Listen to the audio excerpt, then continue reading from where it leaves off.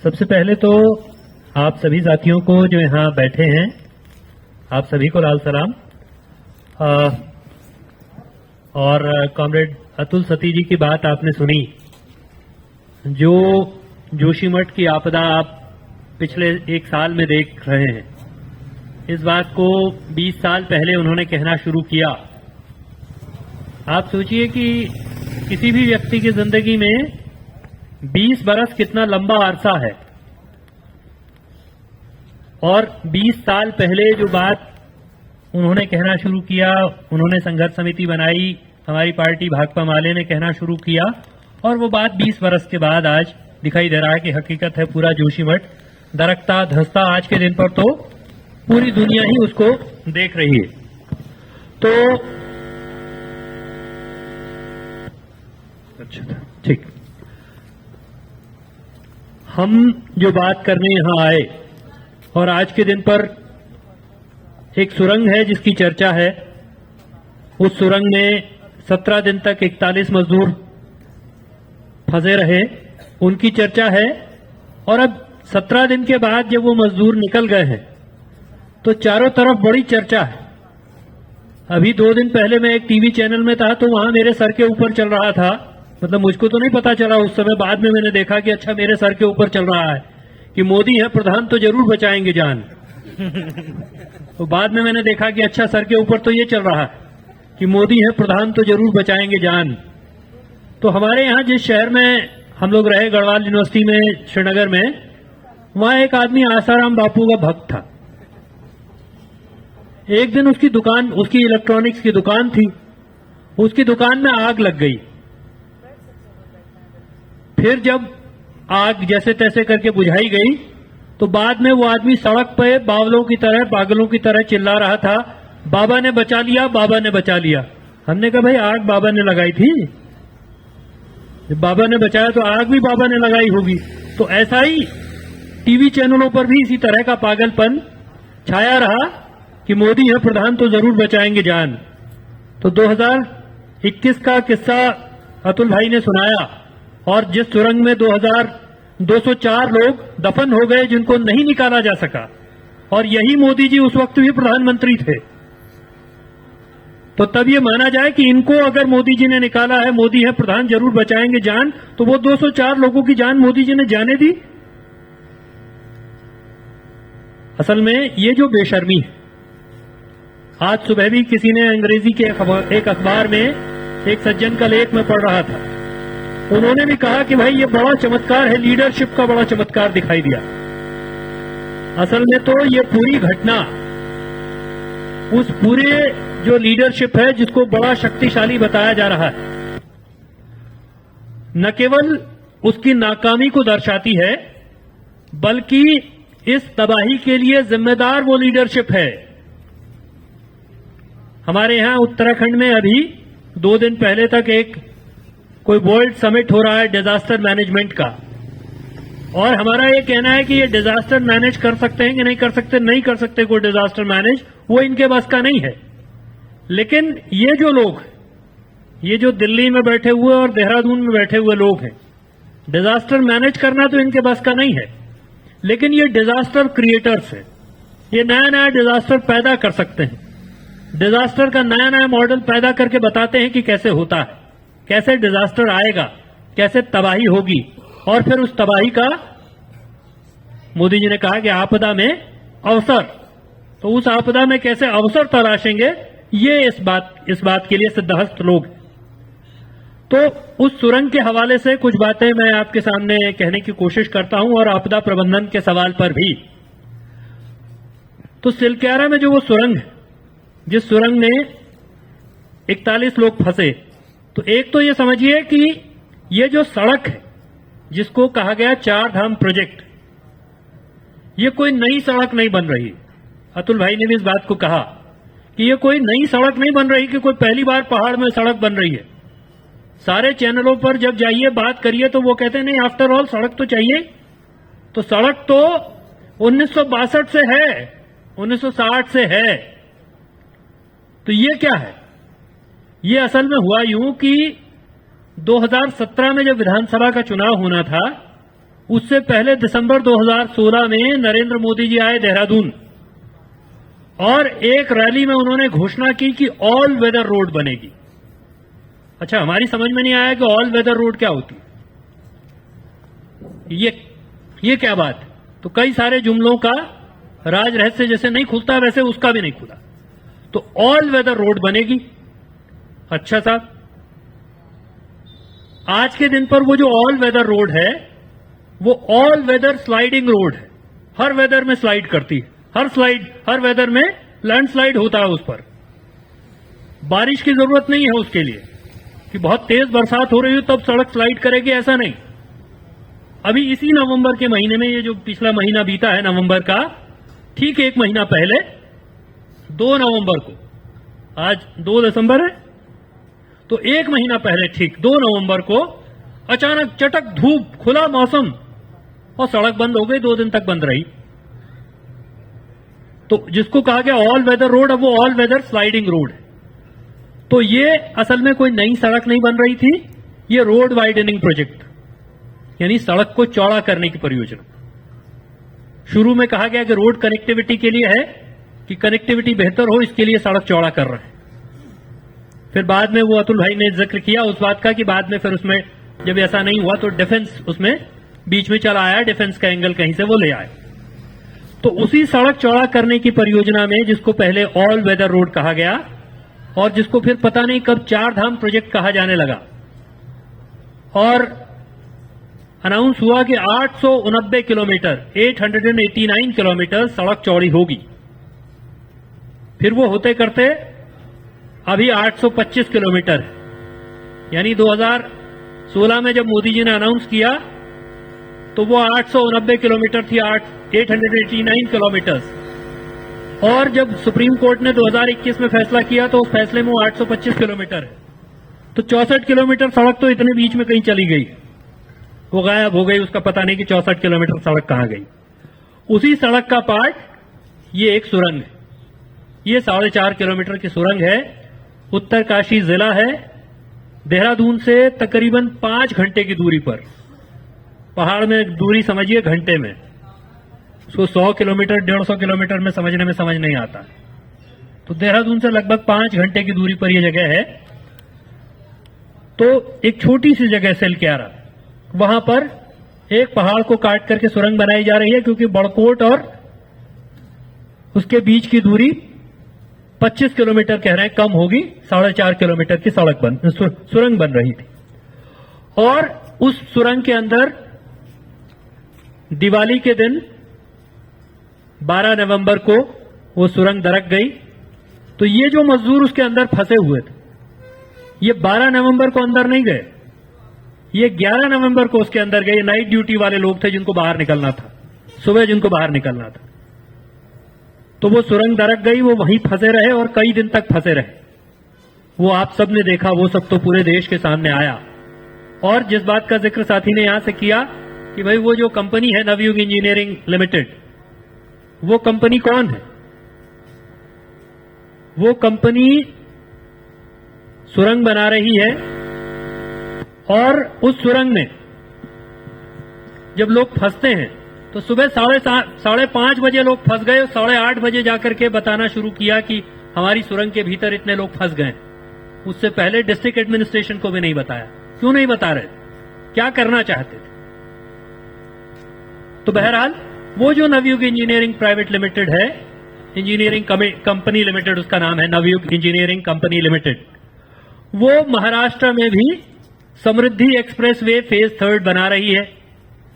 अगस्त के महीने में उनकी एक क्रेन गिरी, उस क्रेन के नीचे 20 लोग दब करके मर गए, जिसमें 2 साइट इंजीनियर्स भी थे। और ये बात पूरा देश जानता था। हम और आप जानते थे, नहीं जानते थे? देश का मतलब आजकल तो देश का मतलब क्या है? देश का मतलब मोदी जी हैं। तो मोदी जी ये बात भली भांति जानते थे, क्योंकि मोदी जी ने ट्वीट किया था। इस मामले में तो नहीं किया, क्योंकि इस मामले में मोदी जी उस समय चुनाव प्रचार में बिजी थे, वो तेजस में उड़ रहे थे, वहीं से जो किया होगा सो किया होगा। लेकिन इस मामले में उन्होंने ट्वीट नहीं किया। लेकिन जब वो नवयुग इंजीनियरिंग की क्रेन गिरी महाराष्ट्र में अगस्त के महीने में, अभी जिसमें 20 लोग मरे तो मोदी जी ने ट्वीट किया, प्रधानमंत्री राहत कोष से मरने वालों को पैसा भी मिला, और उस नवयुग इंजीनियरिंग कंपनी के खिलाफ 304 का मुकदमा दर्ज हुआ, महाराष्ट्र की पुलिस ने दर्ज किया, कल्पेबल होमिसाइड का, यानी कि आपराधिक मानव वध जिसको हिंदी में कहते हैं। तो उसके सुरंग में, उसके परियोजना में इतने लोगों की मौत हुई, उस सबको पता था। तो सबको ये भी पता था कि वो कंपनी वहां सुरंग बना रही है, वो रेलवे की सुरंग भी बना रही है। ये 1400 करोड़ का प्रोजेक्ट बना रही है रेलवे में। हमारे यहाँ ऋषिकेश कर्णप्रयाग रेलवे लाइन बन रही है, उसमें 2700 करोड़ का काम नवयुग इंजीनियरिंग लिमिटेड के पास है, अभी भी है। अभी भी नहीं कहा, हमने तो कहा कि भाई इस कंपनी का सारे ठेके रद्द होने चाहिए, लेकिन उन्होंने नहीं कहा, अभी भी वो नहीं कह रहे हैं ऐसा। वो तो ये भी नहीं कह रहे हैं कि ये सुरंग बंद करेंगे। और इंटरेस्टिंग आप देखिए कि कल अखबार में खबर छपी है कि पिछले 5 साल में यही एक सुरंग 20 बार गिरी, 20 से ज्यादा बार। और NHIDCL जो भारत सरकार का उपक्रम है, national highway infrastructure development corporation limited, तो NHIDCL के अफसर कह रहे हैं कि नहीं, this is something very normal and this time we were not lucky enough so the workers got trapped. ये तो बहुत ही सामान्य बात है, और इस समय हम लोग उतना भाग्यशाली नहीं रहे, इसलिए 20 मजदूर फंस गए, वरना होता रहता है। तो 20 बार पिछले 5 सालों में वो सुरंग गिरती रही है, वो लगातार गिर रही है, लेकिन तब भी उसको बंद नहीं करना है, उसको करते रहना है, उसमें ये काम जारी रहना है। और उसमें देखिए आप, इंटरेस्टिंग एक बात और, इसमें मोदी जी आते रहेंगे बीच बीच में। मोदी जी इसलिए आते रहेंगे कि कहा गया कि मोदी जी का ड्रीम प्रोजेक्ट है, तो उनके ड्रीम के चक्कर में पूरा पहाड़ ध्वस्त हो रहा है, पूरा पहाड़ तहस नहस हो रहा है। उनके ड्रीम के चक्कर में लोगों की जिंदगी खतरे में पड़ रही है, लेकिन उनका सत्ता का ड्रीम जाता नहीं है। तो मोदी जी की बात इसीलिए बीच बीच में आ जा रही है कि ये उनका ड्रीम प्रोजेक्ट है। तो 2018 में जब ये सुरंग बनाने का फैसला हुआ, तो मोदी जी की अध्यक्षता में भारत सरकार के कैबिनेट की इकोनॉमिक अफेयर्स कमेटी की मीटिंग हुई, और उस इकोनॉमिक अफेयर्स कमेटी की मीटिंग में तय हुआ कि उस टनल के भीतर, उस टनल के अंदर एक एस्केप रूट होगा, निकलने का एक रास्ता भी होगा बच निकलने का ऐसी दुर्घटनाओं के समय। आज के दिन पर सब बता रहे हैं कि उसके भीतर कोई एस्केप रूट नहीं था। तो इस देश में मोदी जी की इच्छा के खिलाफ, अब इस विश्वविद्यालय में जहां हम बैठे हैं, यह विश्वविद्यालय मोदी जी और उनकी विचारधारा वालों को पसंद नहीं है, तो उनकी इच्छा के विपरीत ये विश्वविद्यालय है। तो 2014 से या कहिए 2016 से इस विश्वविद्यालय को तबाह करने का जो तरीका वो अख्तियार कर सकते थे, जो जो हथकंडा अपनाया जा सकता था इस विश्वविद्यालय को बर्बाद करने के लिए, वो हथकंडा उन्होंने अपनाया, क्योंकि मोदी जी और उनके विचार वालों को यह विश्वविद्यालय पसंद नहीं है। तो तब मोदी जी का आदेश, एक कंपनी, मोदी जी को ने एक आदेश जारी किया कि ये कंपनी ये सुरंग बनाएंगे, एस्केप रूट बनाएंगे, और अगर वो कंपनी मोदी जी का आदेश नहीं मान रही है तो उसके साथ क्या क्या हो सकता था। तो उसके साथ तो नहीं हुआ ऐसा, अभी भी नहीं हो रहा है। आज के दिन पर भी जब हम ये बात कह रहे हैं, हम तो पिछले दिन से लगातार उस कंपनी का नाम ले रहे हैं, पहले दिन से ले रहे हैं, लेकिन कोई सरकार का आदमी, उत्तराखंड की सरकार और भारत सरकार का कोई आदमी उस कंपनी का नाम नहीं ले रहा है। और ये समझिए, मैंने पहले कहा कि वो जो सड़क बन रही है, बन हमारे राज्य में जरूर रही है, लेकिन वो एक तो मोदी जी का ड्रीम प्रोजेक्ट है, वो भारत सरकार की योजना है, तो जाहिर सी बात है कि जिम्मेदारी भी भारत सरकार की है।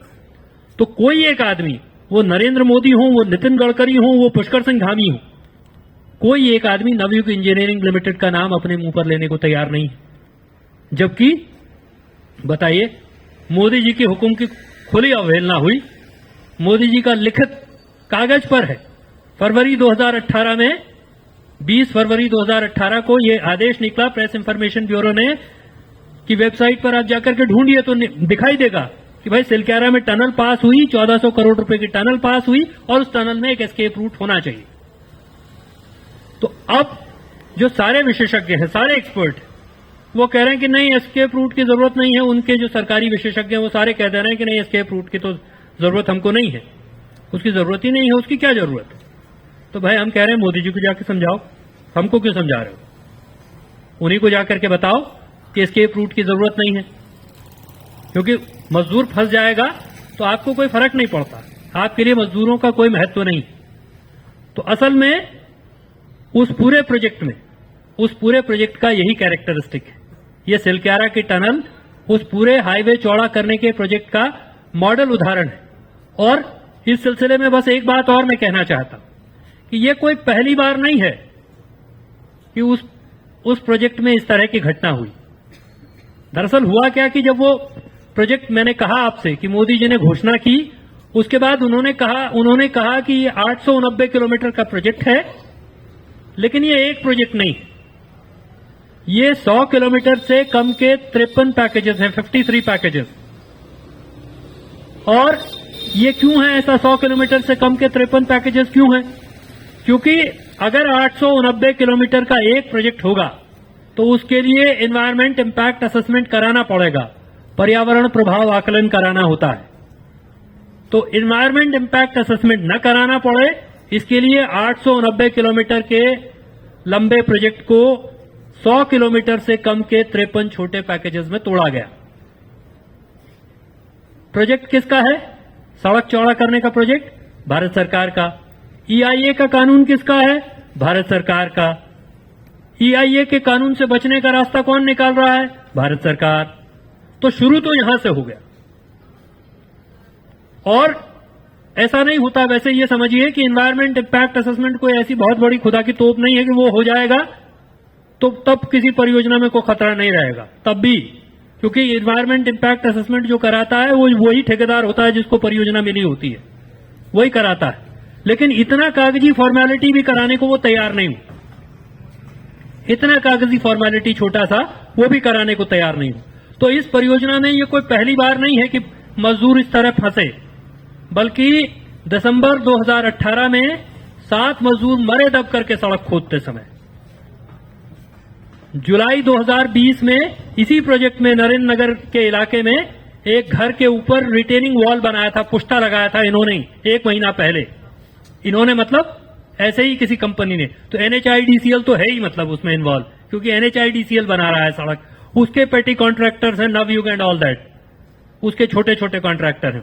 और छोटा भी कितना है सोचिए, 1400 करोड़ रुपए का पेटी कॉन्ट्रैक्टर है, 2700 करोड़ रुपए का पेटी कॉन्ट्रैक्टर, छोटा है लेकिन। तो NHIDCL बड़ा कॉन्ट्रैक्टर है, NHIDCL सड़क बना रहा है।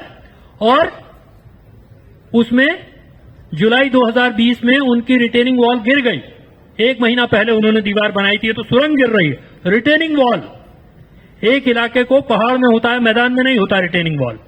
तो जैसे ये पहाड़ है, इसको समझिए ऊपर, तो इसको ये मलबा नीचे नहीं गिरे तो इसके लिए एक दीवार बनाएंगे, इसको रिटेनिंग वॉल कहते हैं। तो रिटेनिंग वॉल बनाई 1 महीना पहले, वो रिटेनिंग वॉल 1 महीने में नीचे गिर गई। नीचे एक मकान था, उस मकान के ऊपर जाकर के गिरी, मकान ध्वस्त हो गया, 3 बच्चे मर गए जुलाई 2020 में। जुलाई 2021 में फिर एक मृत्यु हुई, 2022 में फिर एक दुर्घटना हुई, नवंबर 2020 में फिर एक दुर्घटना हुई। तो दुर्घटनाओं का एक सिलसिला है, मजदूरों के मरने का भी एक सिलसिला है लगातार उस सड़क पर। ये तो जब सुरंग में लोग फंस गए तो सुरंग का थोड़ा, चूंकि न्यूज वैल्यू भी है, सनसनी भी है थोड़ा सा, इसलिए सुरंग इतना किस्सा हो। लेकिन ये आए दिन की बात है कि लगातार असुरक्षित तरीके से, बेतरतीब तरीके से बन रही सड़क। और इसके बीच में जिस बात का जिक्र अतुल भाई ने किया कि लोग सुप्रीम कोर्ट गए, पहले NGT में गए, फिर सुप्रीम कोर्ट गए, और सुप्रीम कोर्ट का फैसला बड़ा अद्भुत है। 83 पन्नों का या 86 पन्नों का सुप्रीम कोर्ट का फैसला है 14 दिसंबर 2021 का। 14 दिसंबर 2021 को सुप्रीम कोर्ट ने कहा कि यह परियोजना बननी चाहिए। तो 83 या 86 पन्ने उसमें हैं, और उन 83-86 पन्नों में पर्यावरण की चिंता से भरा हुआ है पूरा फैसला। जस्टिस DY चंद्रचूड़ की अध्यक्षता में 3 जजेस की बेंच का फैसला है, पूरा पर्यावरण की चिंता से, पर्यावरण की उसमें बहुत ढेर सारी चिंताएं। लेकिन उसके बीच में धीरे से कह दिया कि नहीं, सड़क तो बननी चाहिए। वो फैसला स्वीकार करता है कि सड़क अब तक खराब तरीके से बन रही थी। किसी को चाहिए हो तो मैं फैसले की कॉपी हम लोगों के पास है। वो फैसला ये स्वीकार करता है कि अब तक सड़क बहुत ही खराब तरीके से बन रही थी। अतुल भाई ने जिक्र किया कि एक हाई पावर कमेटी का गठन सुप्रीम कोर्ट ने किया और उस हाई पावर कमेटी में 2 तरह के मेंबर्स थे, सरकारी मेंबर्स थे और उसके अलावा पब्लिक के एक्सपर्ट्स थे। और एक पॉइंट पर सरकारी मेंबर्स और पब्लिक के एक्सपर्ट्स में डिफरेंस था, जिसमें कि कमेटी के चेयरमैन भी थे। वो था कि सड़क कितना चौड़ी होनी चाहिए, उस पर डिफरेंस था। लेकिन उसके अलावा सरकारी मेंबर्स और पब्लिक के एक्सपर्ट्स में इस बात पर कंसेंसस था कि वो जो सड़क बन रही है उसमें जो हिल कटिंग है, जो स्लोप कटिंग है, वो अनसाइंटिफिक तरीके से हो रही है, अनप्लान्ड तरीके से हो रही है। और सुप्रीम कोर्ट के फैसले में इस बात का जिक्र है। तो सुप्रीम कोर्ट ने जब फैसला दिया और जब कहा कि ये सड़क बननी चाहिए क्योंकि डिफेंस इसमें आ गया है, तो उसमें जो किस्सा अतुल भाई ने सुनाया कि जनरल बिपिन रावत का वीडियो है बाकायदा, उन्होंने कहा कि डिफेंस को जरूरत नहीं, हमको जरूरत नहीं फौज को। तो सुप्रीम कोर्ट ने कहा कि हमने सुना उनका बयान, लेकिन because the defence ministry has been consistent on its stand कि हमको ये सड़क चाहिए, तो इसलिए जनरल बिपिन रावत के बयान के मुकाबले हम डिफेंस मिनिस्ट्री की कंसिस्टेंसी को तरजीह दे रहे हैं। And there can not be any second guess on the matter of defence, कि डिफेंस के मामले में तो कोई सेकंड गेस हो ही नहीं सकता, इसलिए हम सड़क अलाउ कर रहे हैं। और अलाउ करते समय उन्होंने लिखा, सुप्रीम कोर्ट ने अपने फैसले में उन्होंने कहा कि अब तक इस सड़क पर बहुत खराब तरीके से काम हो रहा था, इसलिए आगे जब सड़क बनानी है तो सस्टेनेबल तरीके से सड़क बनानी है। एक दूसरा, उन्होंने कहा कि इस सड़क को बनाने में एनवायरमेंटल कंसर्न्स का ध्यान रखना है, और एनवायरमेंटल कंसर्न्स का ध्यान रखने में यदि प्रोजेक्ट का कॉस्ट बढ़ जाए तो इसकी भी परवाह नहीं करनी। ये 14 दिसंबर 2021 को भारत के सुप्रीम कोर्ट ने कहा। अब सिलक्यारा में टनल गिर गई, वहां दिखाई दे रहा है कि एनवायरमेंटल कंसर्न्स का ध्यान नहीं रखा गया, वहां दिखाई दे रहा है कि सस्टेनेबल तरीके से तो नहीं बन रही है। तो ये कंपनी वाले इतने ताकतवर हैं, एक छोटी सी कंपनी जिसको पेटी कॉन्ट्रैक्टर कह रहे हैं, वो छोटी सी कंपनी वो भारत सरकार के कैबिनेट की इकोनॉमिक अफेयर्स की कमेटी का डिसीजन नहीं मानती है। वो कहते हैं एस्केप रूट बनाओ, वो नहीं बनाते हैं। सुप्रीम कोर्ट कहता है कि भाई इसको कंसिस्टेंट इकोनॉमिक कंसर्न्स का ध्यान रखो, वो नहीं करते हैं। तो सुप्रीम कोर्ट से ऊपर कंपनी है, भारत सरकार से भी ऊपर कंपनी, इतनी ताकतवर कंपनी है, इतना ज्यादा ताकत है उसकी, या इसके पीछे कुछ और मसला है, इसके पीछे कुछ और माजरा है। तो ये इस तरह का असल में ये एक विकास का मॉडल है, इसी तरह का है। वो सुरंग बनाने में है, वो सड़क बनाने में है, वो रेल बनाने में है, वो हाइड्रो पावर बनाने में है। और सिर्फ वहां नहीं है, बल्कि पूरे हिमालयन रीजन में इसी तरह का। सिक्किम में आपने, हिमाचल में आपने देखा भयानक किस्म की बाढ़, सिक्किम में आपने देखा अभी, तो वहां सिक्किम में क्या था, तीस्ता 3 का डैम बहा, तीस्ता 3, फिर उसके बाद तीस्ता 4 था जिसको परमिशन नहीं मिली, तीस्ता 5 भी बहा, तीस्ता 6 भी बहा, यानी bumper to bumper hydro power projects हैं। जोशीमठ में आप जाइए, वहां भी ऐसा ही है, एक परियोजना का बैराज है, दूसरी परियोजना का पावर हाउस साइट है। इस तरह से एक के पीछे एक हाइड्रो पावर प्रोजेक्ट्स है। तो असल में ये तो सही बात है। वो बहुत बार लोग कहते हैं कि अच्छा ये सारे लोग तो विकास विरोधी लोग, ये जो लोग हैं जो कह रहे हैं कि भाई हाइड्रो पावर, ये कह रहे हैं सड़क भी खराब है, सुरंग भी खराब है, ये भी खराब है, तो कहते हैं विकास विरोधी लोग हैं सारे। लेकिन सवाल ये है कि ये जो सड़क चौड़ी हो रही, जो इतने मजदूरों को बर्बाद कर रही है, और न केवल मजदूरों को बल्कि उस इलाके में जो रहता है, मैंने आपको कुछ फैक्ट्स गिनाए, ऐसे और बहुत सारे फैक्ट्स हो सकते हैं, इतने तो मैंने इकट्ठा किए। तो उन सब लोगों की तबाही, पूरा पहाड़ तबाह होगा, वहां की इकोलॉजी का ध्यान नहीं रखेंगे, वहां के एनवायरमेंट का ध्यान नहीं रखेंगे, वहां की प्रकृति का ध्यान नहीं रखेंगे, डायनामाइटों से पूरा पहाड़ उड़ाएंगे, सिर्फ इसलिए कि हमारा विकास करना चाहते हो। इतना चिंतित हो हमारे विकास के लिए कि पूरे पहाड़ को मटियामेट कर दोगे, मलबा में तब्दील कर दोगे, मलबे के ढेर में तब्दील कर दोगे, इतनी ज्यादा चिंता है हमारे विकास की। तो असल में तो ये हमारे विकास के लिए नहीं हो रहा। हमारे से मेरा तात्पर्य मेरा या इनका नहीं, बल्कि उस पूरे उत्तराखंड में रहने वाले जो आम लोग उनके विकास का। क्योंकि बिजली परियोजनाएं अगर बन रही हैं, उसका सबसे मॉडल केस है बिजली परियोजनाएं। जिसका अतुल भाई ने जिक्र किया कि तपोवन विष्णुघाट परियोजना का वो सुरंग में 204 लोग अंदर सुरंग के अंदर दब करके मर गए और उनको नहीं निकाला जा सका, इन्हीं के राज में नहीं निकाला जा सका। तो वो जो बिजली परियोजनाएं हैं उसका एक नमूना आप समझिए कि हाइड्रो पावर प्रोजेक्ट बन रहा है साहब उत्तराखंड की जमीन पर, तो उत्तराखंड को उससे क्या मिलेगा, माने उत्तराखंड के आम लोगों को क्या मिलेगा। तो उनका जो एमओयू होता है, मेमोरेंडम ऑफ अंडरस्टैंडिंग, उसमें लिखा होता है जब बिजली परियोजना बनेगी तो राज्य को 12% बिजली मुफ्त मिलेगी। तो हम लोग जब 2001, 2, 3 में अतुल भाई के साथ वहां जोशीमठ के इलाके में गए और ये सब शुरू हुई बात बिजली परियोजनाओं और इस सब की, और हमने पहली बार पढ़ा, तो जब मैंने पहली बार ये पढ़ा कि राज्य को 12% बिजली मुफ्त मिलेगी तो मुझको लगा कि अच्छा मुझको मुफ्त मिलेगी या मेरे जैसे तमाम लोगों को मुफ्त मिलेगी। पहली बार में सुनकर के ऐसा ही लगता।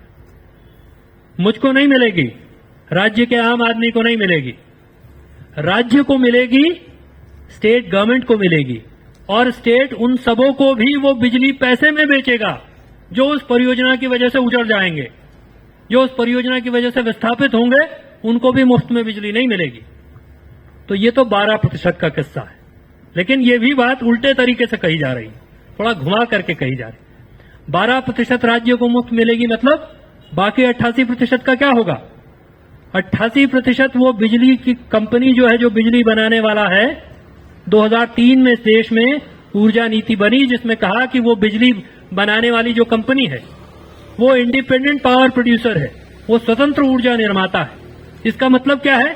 इसका मतलब यह है कि वो जो 88% बिजली है वो इस देश में जिसको चाहे उसको मर्जी बेचेगा, उसकी मर्जी, वो बिजली उसकी है। वो नदी भी उसकी है जिस नदी पर वो बिजली परियोजना बन रही है, उसके आसपास की जमीन भी उसकी हो जाएगी।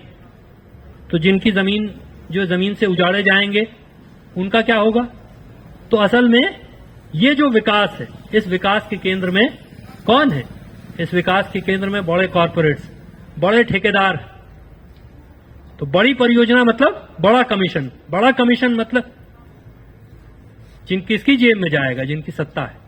तो विकास का ये जो मॉडल है, ये जो लोगों को उनके जंगल से, उनके जमीन से, उनके पानी से उजाड़ देता है, उखाड़ देता है, ऐसे विकास के मॉडल की जरूरत नहीं है, ये हमारा कहना है। ठीक ही बात है, लोगों को बिजली भी चाहिए, लोगों को सड़क भी चाहिए, लेकिन पूरे पहाड़ को तबाह करके, लोगों को उजाड़ के, उनको विस्थापित करके तो बिजली का क्या कीजिएगा? वहां तो लोग रह ही नहीं पाएंगे। जिंदा रहने का संकट खड़ा हो जाएगा तो पहले जिंदगी बचाने का सवाल हो जाएगा, बिजली का सवाल पहला नहीं होगा। तो असल में यह पूरा जो विकास है वो इस तरह से सर के बल खड़ा हुआ, ठेकेदार परस्त, बड़ी कंपनियों के पक्ष में खड़ा हुआ विकास का मॉडल है, और इसलिए इसके विरोध में खड़े होने की जरूरत है। ये बंद नहीं होगा तो इस तरह के संकट रोज आएंगे, इस तरह की स्थितियां रोज आ जाएंगी, और तब वो जो बड़ा चमकदार शब्द हमारे यहाँ है आपदा प्रबंधन, वो ऐसे समय में जब आपदा आती है तो तब वो सिर्फ हेडलाइन मैनेजमेंट का काम होता है, डिजास्टर मैनेज करने के काम नहीं आता है, हेडलाइन मैनेजमेंट के काम आता है। यहां पूरे देश को टीवी चैनलों पर बताया गया कि साहब वहां युद्ध स्तर पर काम चल रहा है। तो मैंने एक दिन लिखा कि भाई मान लीजिए, फर्ज कीजिए कि युद्ध हो गया, अब युद्ध चल रहा है सीमा पर, आप थोड़ा कल्पना करके देखिए, और बंदूक से युद्ध लड़ा जाना शुरू हुआ, फिर बंदूक खराब हो गई तो बॉर्डर से दिल्ली को फोन किया कि साहब बंदूक खराब हो गई, आप थोड़ा तोप भिजवा दो। फिर तोप से लड़ाई शुरू हुई, फिर तोप खराब हो गई, फिर दिल्ली को संदेशा आया कि तोप खराब हो गई, आपकी बार टैंक भिजवा दो, तो फिर दिल्ली से टैंक जाएगा। फिर हुआ कि साहब टैंक खराब हो गया बॉर्डर पे, अब दिल्ली से मैकेनिक भिजवा दो। तो ऐसा युद्ध हो सकता है? युद्ध में हार होगी, ऐसे युद्ध में तो जीत तो नहीं होगी। तो लेकिन वहां सिलक्यारा की टनल में ऐसा ही हो रहा था कि पहली बार मशीन कहां से आई कि अमेरिकन ऑगर मशीन दिल्ली से आ रही है, अब ये खराब हो गई है, अब 2 दिन रेस्क्यू रुका रहेगा। अब क्या होगा? अब इंदौर से एक मशीन आएगी, अच्छा साहब, फिर मशीन चलना शुरू हुई, फिर वो खराब हो गई, अब क्या होगा? अब दिल्ली से एक्सपर्ट आएंगे, अब फिर रेस्क्यू रुका रहेगा। लेकिन अखबार में, टीवी चैनल्स पर रेस्क्यू युद्ध स्तर पर चल रहा है, वो रुका नहीं है। मैं 21 तारीख को वहां गया है, 21 नवंबर को उसी सिलक्यारा की साइट पर टीवी चैनलों पर रेस्क्यू युद्ध स्तर पर चल रहा था। और वहां मौके पर जाकर के लोग कह रहे हैं कि पिछले 4 दिन से नहीं चल रहा है। तो 4 दिन से जाकर के नहीं चल रहा है तो NHIDCL ने जो ऑफिशियल विज्ञप्ति जारी की है उसको पढ़िए। उसमें लिखा है कि अचानक वहां धड़धड़ाहट से आवाज हुई, गड़गड़ाहट हुई और सारे लोग निकल करके टनल से बाहर भागे। और तब सेटल डाउन हो जाए, दूसरा इंतजाम हो जाए, मशीन चल जाए तो तब होगा। तो पूरा आपदा प्रबंधन ऐसे युद्ध स्तर पर चलता है। उसका युद्ध स्तर यही है कि आखिरी में मशीन काटनी हुई, ऑगर मशीन, चूंकि ऑगर मशीन कोई लोहा स्टील काटने की मशीन नहीं, वो मिट्टी और पत्थर काटने की मशीन थी। अब उसका आकार चूंकि यहां से वहां तक इतना बड़ा है तो लोगों को लगा कि अच्छा कुछ बहुत बड़ी चीज है। तो फाइनली लेकिन मिट्टी पत्थर काटने की मशीन से जब स्टील भी कट गया और लोहा भी उसके सामने आ गया तो मशीन टूट गई। तो मशीन काटनी थी, तो उसके लिए क्या हुआ, प्लाज्मा कटर आएगा कहां से, हैदराबाद से। तो फिर प्लाज्मा कटर आया सर हैदराबाद से, फिर वो नहीं चला। अब कल तो हमारे यहां अखबारों में खबर छपी है कि वो सब तो देहरादून में मौजूद था जो दिल्ली से और हैदराबाद से आ रहा था। तो आपदा प्रबंधन ऐसे करके होता है। तो अब इसके बरक्स आप देखिए कि एक बस इस किस्से के साथ मैं बात खत्म कर रहा हूं कि इसके पैरेलल आप देखिए कि आपदा प्रबंधन हमारे यहां 1893 में, अंग्रेजों का जमाना था, 1893 में चमोली जिले में एक गौड़ा गांव है, उसके सामने से एक नदी बहती है जिसका नाम है बिरही नदी, आज भी बहती है।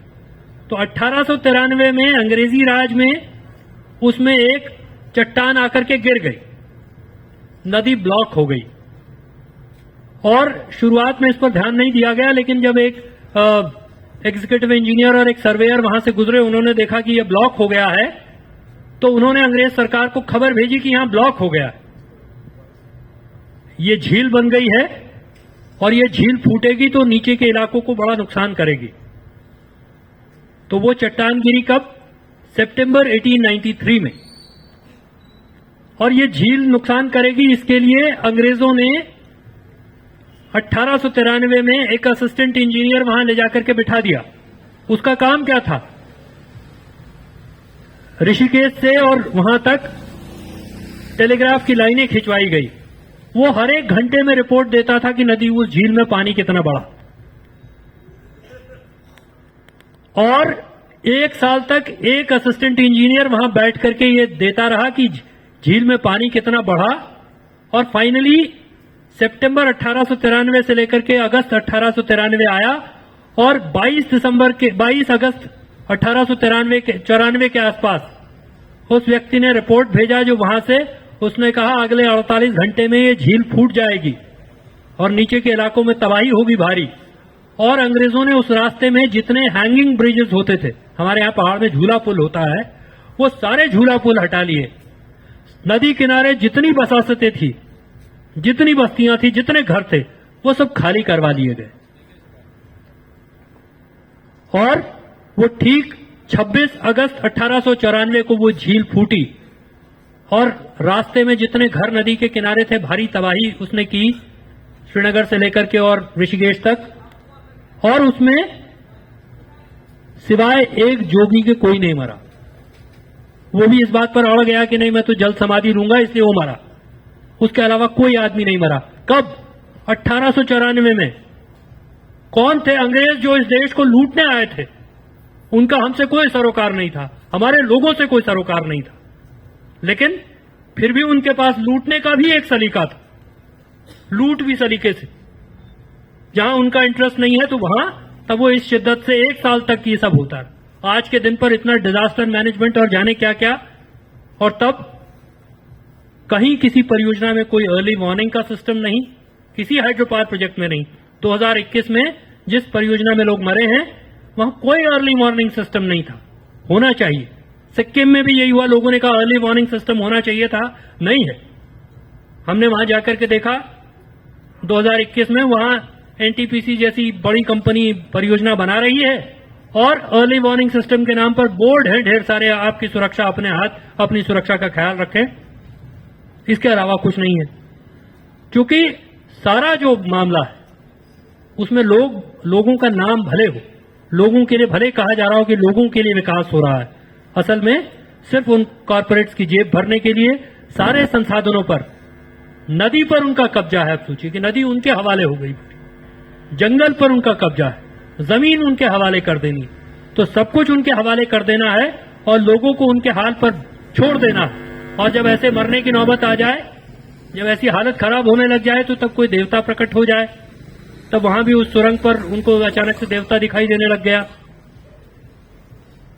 तो इस तरह से पूरा जो लोगों को ठगने छलने का और कॉरपोरेट लूट का ये एक और नमूना है। एक तरह से पूरे हिमालयी क्षेत्र को, सिर्फ उत्तराखंड की बात नहीं, पूरे हिमालयी क्षेत्र में विकास के नाम पर इसी तरह का विनाश परोसा जा रहा है।